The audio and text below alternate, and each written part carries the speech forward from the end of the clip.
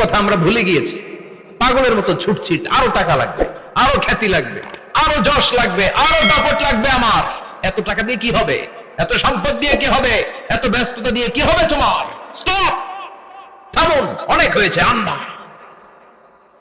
থামুন, take a rest, take a breath and think about death.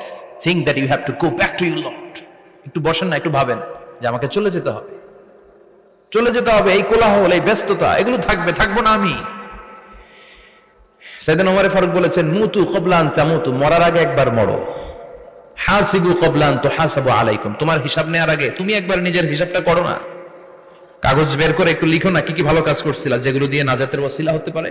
1 2 3, আর কি কি আকাম কুকাম করছো দেখো না, লিখে দেখো তোমার অবস্থাটা কি। মরার আগে একবার মরো।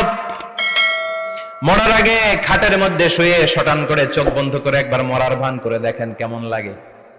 চোখটা বন্ধ করেন আর ভাবেন আপনি নাই, কি কি হতে পারে ভাবেন।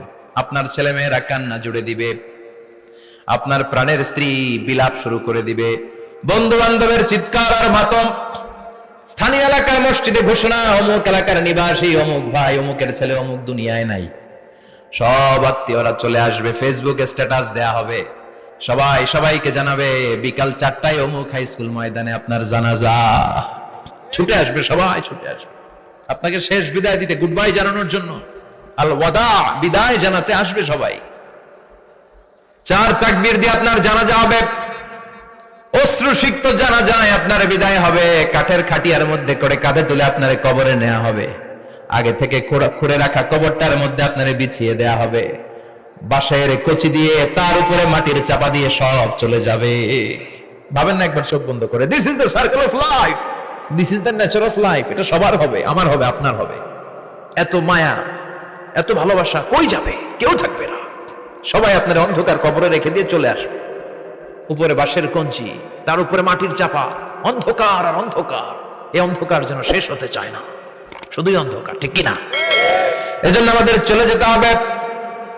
দাদা গেল, চাচা গেল, মামা গেল, আমাদেরকেও যেতে হবে, জোরে কোন ঠিক কিনা? একদিন মাটির ভেতরে হবে ঘরে মন আমার, কেন বন্ধ দালান ঘর, প্রাণ পাখি উড়ে যাবে পিঞ্জর ছেড়ে, ধরা ধামে সবই রবে তুমি যাবে চলে, বন্ধু বান্ধব যত, মাতা পিতা যারা সুত, সবই হবে তোমার পরে, মন আমার কেন বন্ধ দালান ঘর, একদিন মাটির ভেতরে হবে ঘরে মন আমার, কেন বন্ধ দালান ঘর, ঠিক কিনা? সব করে থাকবে, চলে যেতে হবে আমাদেরকে। এজন্য আখিরাতের কথা যেন আমাদের স্মরণ হয়। বিষ্ণুই বলতেন, নাহাইতুকুমান জিয়ারাতিল কবুর, আমি তোমাদেরকে কবর জিয়ারত করতে আগে নিষেধ করতাম, কিন্তু এখন নিষেধাজ্ঞা প্রত্যাহার করে নিলাম।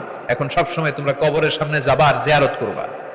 কবরস্থানে জানতো বড়ুয়া কৃষ্ণপুরের এই গ্রামের কবরস্থান আছে কোন দিকে? পূর্ব দিকে আছে, গোখরার জলের ওদিকে। যান আপনারা, একটু যাবেন, একটু গেলে আখিরাতের কথাটা স্মরণ হবে। ওখানে ছোট শিশুরা শুয়ে আছে, কিশোর যুবকরা আছে, আপনার মতো তাগড়া যুবক মুরব্বীরা আছে। এরা এই এলাকায় থাকতো, এরা আকাশ থেকে নেমে আসে না, এই এলাকার সন্তান আজ নাই। একটা সার্টেন পিরিয়ড শেষে আপনিও থাকবেন না। This is the nature of life, this is the circle of life. ছোট্ট শিশু হয়ে এসেছিলেন, শৈশব, কৈশোর, যৌবন, প্রৌঢ়ত্ব। আগে ছিলেন সিঙ্গেল, বিয়ে করে হয়ে গেলেন ডবল। এরপর আল্লাহ আপনাকে একটা